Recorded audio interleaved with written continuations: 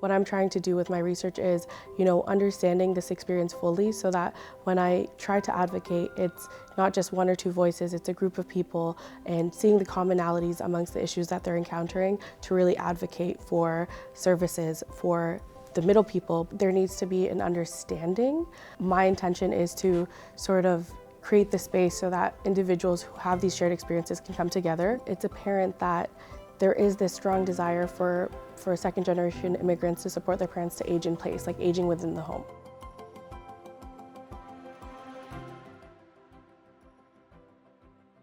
My name is Rezwana Rahman. I am a daughter. I am a registered nurse. I'm a founder, and I'm also a PhD student at Toronto Metropolitan University, and I'm studying in the urban health program. What inspired you to conduct this research? So the inspiration behind my research comes from a startup that I actually created. It's called Sarah Sits.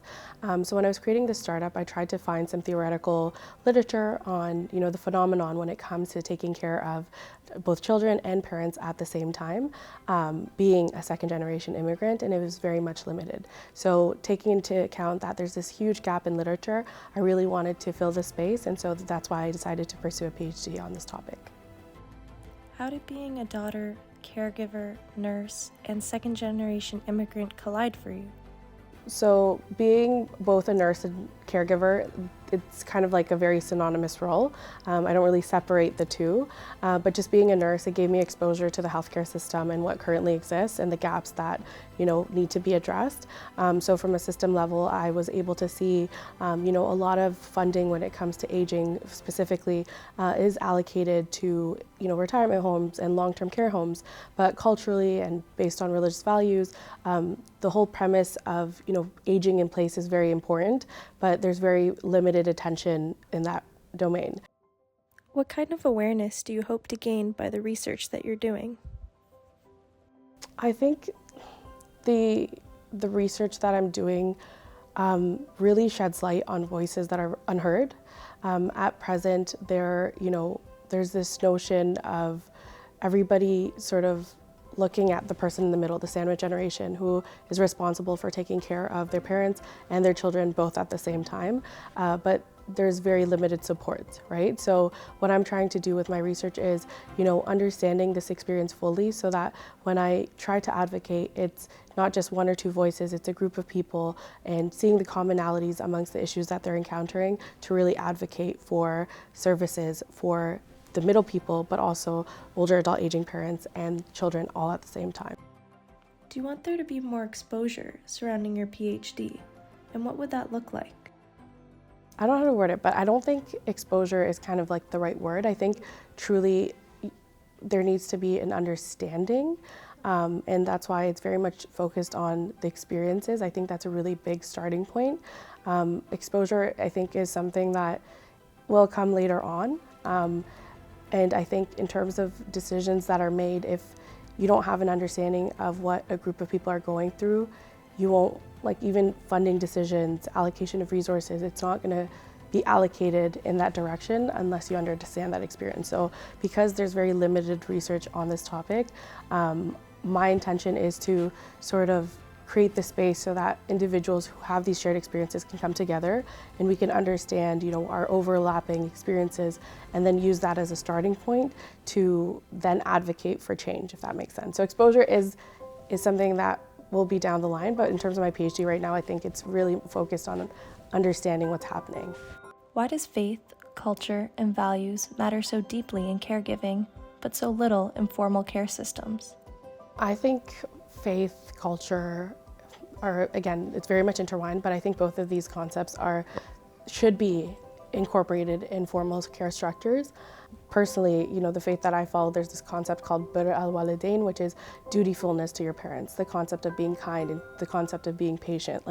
Even saying something as simple as oof, is considered disrespectful, right? So if that is something a second generation immigrant holds so tightly, navigating that expectation in the current formal system, it's very difficult. You can't separate the two. I think those personal values should be foundational when it comes to formal care, and unfortunately right now, because of metrics and efficiency, it's not. So how do we kind of merge those two worlds together is something that I'm also trying to address with my PhD.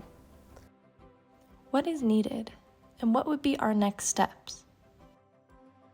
I mentioned a lot when it comes to like funding specifically. I know this sounds very silly, but the whole concept of bringing a village back, I think, a lot of us come from countries where we literally grew up in villages. Saying hi to your neighbor wasn't strange, it was the norm. And sometimes you'll say hi to your neighbors and they may look the other way here. And, we live very individualist lives here in North America. So I often think about, the lives that my grandmother lived back home and how can we bring that back here in Toronto. So I think if there's a way to bring that village back into the world that we live in here, it would be ideal. So what I'm doing at Sarah Sits is an example of that. Connecting primarily working professionals with local sitters who share the same language, may share the same faith, share the same values, and using technology to do that. What kind of caregiving labor are most invisible or unpaid in immigrant and racialized communities? There are many different examples I can draw upon, but something that really comes to mind right now is translation. So a lot of times, like when I was a student myself, I would actually have to allocate a few hours per week helping with paperwork, right? When you're navigating benefits, whether it's provincially or federally, there's typically a lot of paperwork. Even to get a health card, there's so many forms to fill in. And so imagine not being able to fill in this form because you don't speak the language. Who do you rely on? Your children, right? So a lot of that work is very much unpaid. When I was a nursing student at TMU, I would often skip classes just to accompany my father to appointments because I was his translator. He had to go to weekly cardiac rehab. And so every Wednesday morning we would be there instead of my pathophysiology course. So a lot of this work is being done, but it's not being categorized as work. What does presence mean in caregiving? Why is it often seen as not essential? So I think when we think of presence, we always associate it to something that's very physical, like someone physically being there. I'm just thinking about my own grandmother, and sometimes she sees how busy my mom is. She has, my mom still helps take care of my grandmother. She also supports us, even though I'm a grown woman. And so sometimes she'll shy away from asking my mom for things, but you can kind of read between the lines, right? So presence, I think, is not just physically being present, but emotionally and mentally being present, thinking one step ahead. My grandmother has this favorite snack, and when she runs out of it, it's not like she can go to the groceries and get it herself. So sometimes when I'm driving to her place, I'll just pick it up, even though regardless of whether she has enough for the week or not, right? So little things like that. It's just being aware of patterns, routines, and habits and mannerisms, and ensuring that, you're caring for them even when they're asking for it, but more importantly, when they're not asking for it. Why is this issue more prominent in Toronto compared to other cities? I don't think the issue isn't as prevalent in other cities. I say that because when immigrants come to Canada, they come to three main areas: Vancouver, Toronto, or Montreal, right?